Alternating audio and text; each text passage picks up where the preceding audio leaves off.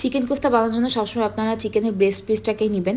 আমি চিকেনের ব্রেস্ট পিসটাকে ব্লেন্ডারে দিয়ে ভালো করে কিমা করে নিয়ে আমি এর সাথে লবণ আর শুধু গোলমরিচ অ্যাড করে আমি এটাকে ভালো করে মেখে আমি সাদা তেলে 1 থেকে 2 মিনিটের বেশি ফ্রাই করতে যাবে না, তাহলে কিন্তু ভিতরে ড্রাই হয়ে যাবে।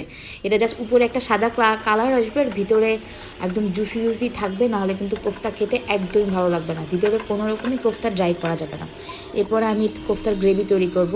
একটু রোস্টের মশলা দিয়ে দিলাম আদা রসুন বাটা, দিয়ে দিলাম টক দই, সাথে আমি অ্যাড করব লিকুইড দুধ।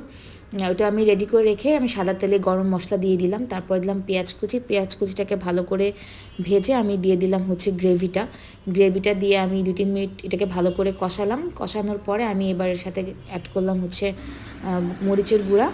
এরপর আমি দিয়ে দিলাম কোফতাটা দিয়ে আমি আস্তে আস্তে মিডিয়াম জালে ভালো করে এটাকে কষাবো। কোনো রকম পানি অ্যাড করবেন না, বিকজ পানি অ্যাড করলে কিন্তু কোফতার টেস্টটা ভালো আসবে না। আমি লবণ অ্যাড করলাম এখন। আপনারা লবণ দেওয়ার পরে 4-5টা কাঁচামরিচ জাস্ট ভেঙে দিয়ে দিবেন। 10 থেকে 15 মিনিট কোফতা মিডিয়াম আছে রান্না করলেই কোফতা রেডি। তো আমি নামানোর 2-3 মিনিট আগে ঘি দিয়ে দিলাম। ঘি না দিলে কিন্তু কোফতার আসল টেস্টটা কখনোই আসবে না। এই কোফতাটার একদম পানি যখন টেনে উপরে তেল চলে আসবে তখনই আমাদের কোফতা রেডি। এই তো আমার কোফতার ফাইনাল লুক। বিশ্বাস করেন মানে খেতে এত